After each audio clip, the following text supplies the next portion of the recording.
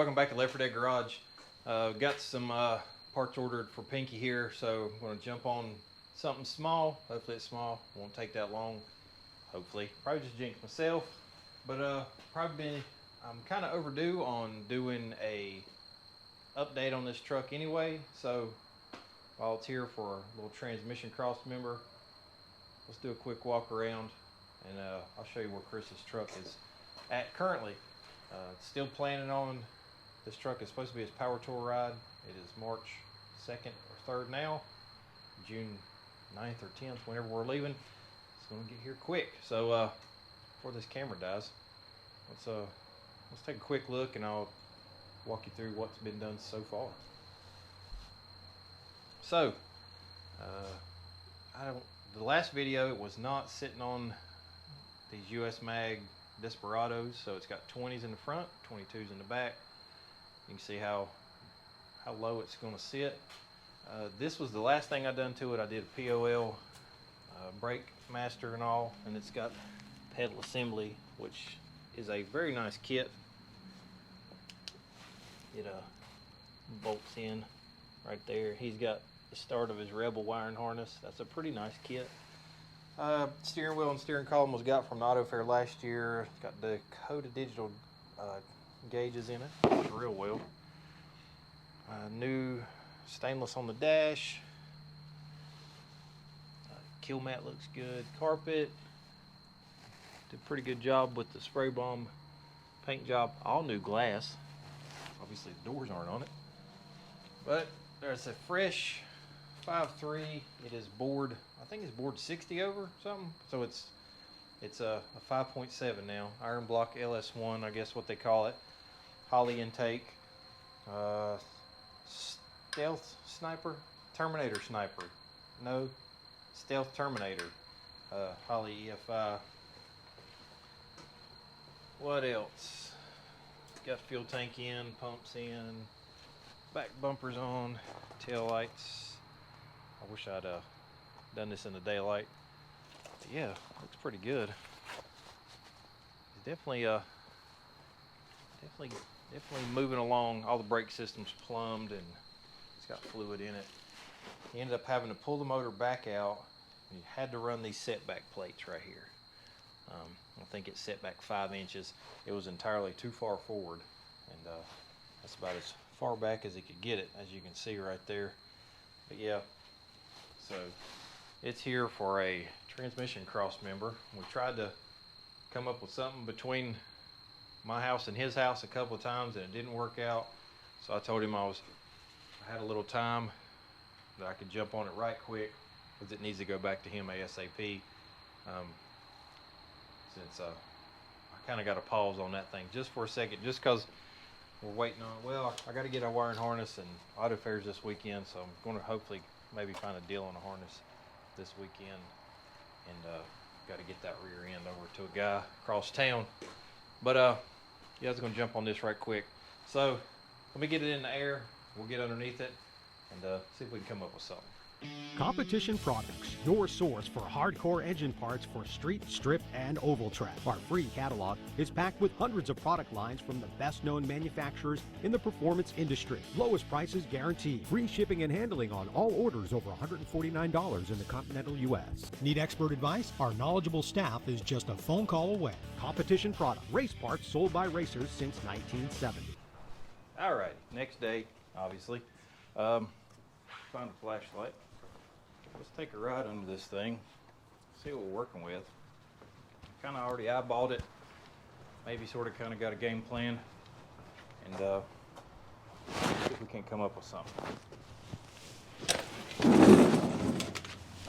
That is, I don't know if I talked about this already, that is the first cross member, which would have worked fine, which actually did work fine until Chris realized that he needed the setback plates for the motor. So once that happened, that handy dandy super beefy bolt-in cross member, transmission cross member would not work. We made adjustment or two and it still did not work. I have not even tried that one to look at it. Might be a good idea, because I might see something that would that would work quick and easy versus what I'm working with now. So,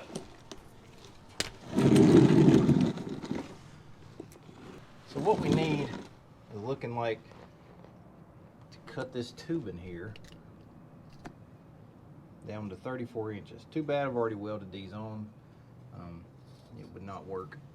S10 frame is kind of goofy because it's got this like shelf deal here, flat over there, but it kicks back.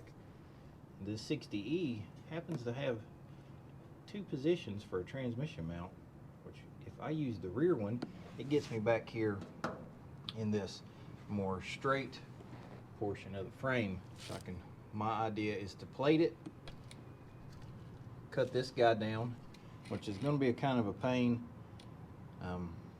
to cut these little triangle tabs off. I guess I'll slice it and then just keep grinding it until I can get this, because this tube goes inside this.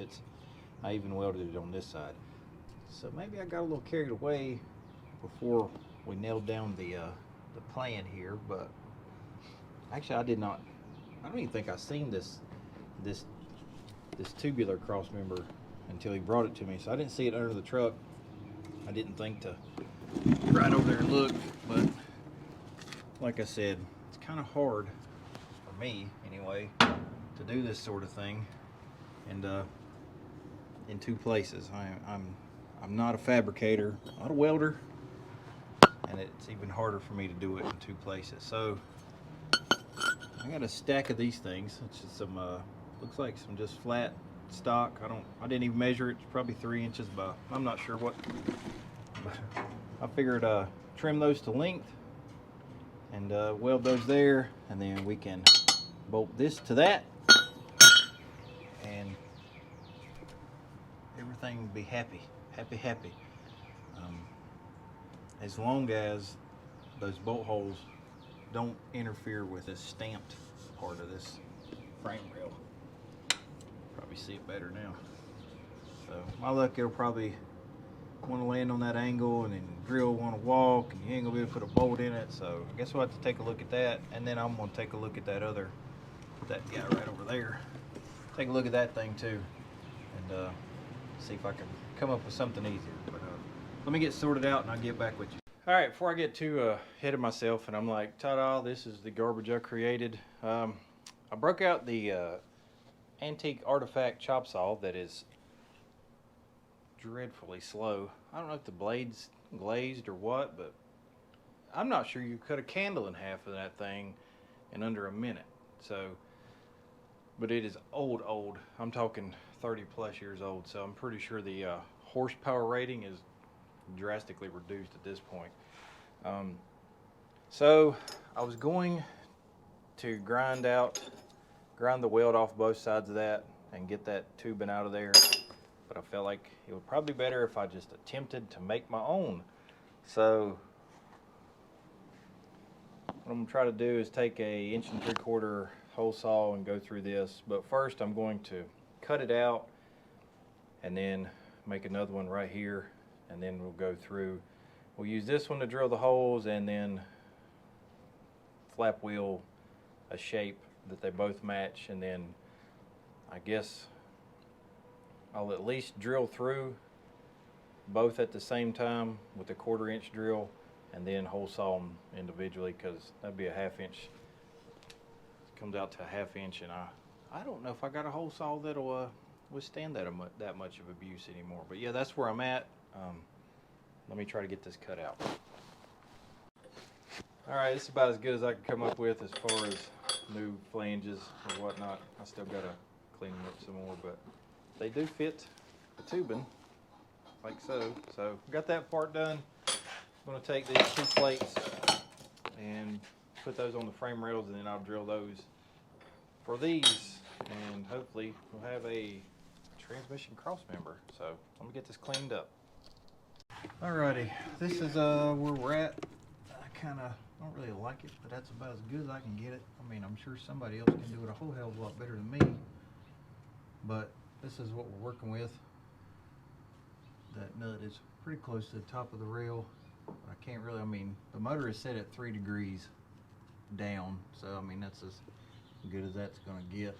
Same way with this side over here. probably going to have to do a little trimming inside where this is formed to get a nut on that. This one's pretty close. So I'll probably just have to take the Zizz wheel and cut a spot out so we can get it on there. I'm going to tack the triangle to the tube and run a drill through this hole, and mark this around through here. Take it back apart, clean it up, put it back together, ground it, weld these plates to the rail, and hope for the best. So let me take this thing back apart. Alright, got the frame mounts put on there. It is quite a snug fit, but I'll show you the cross member bolted in here in a second. Alright, finished product right here, bolted in, dog barking in the background as usual. So, don't look too bad. It's in there, and I promise it won't fall out of there. So, let me get out from under here and I'll close this video out. Alrighty, I believe that'll do it. Actually worked out better than I thought it would. But like I said, there's probably 15 people will probably look at that and have a better idea than I did. But I mean, it's in there and it's safe and it's definitely not coming out. And it actually it's not as hard to put in there as I thought it was. It was a little snug doing some adjustments, but it's fairly easy to get out of there. But yeah, this thing goes back home with him tomorrow. I would have left tonight, but he didn't have a trailer. It'll go back home with him and he can jump, finish wiring, doing some odds and ends, put the sheet metal on it, have the drive shaft built. And I mean, he's still on track for power tour. Same way with Charlie's K5, he's on track still. I mean, it's a tall order for both of them, but I believe they can get it done. But, thanks for watching Left Dead Garage. We'll see you on the next one.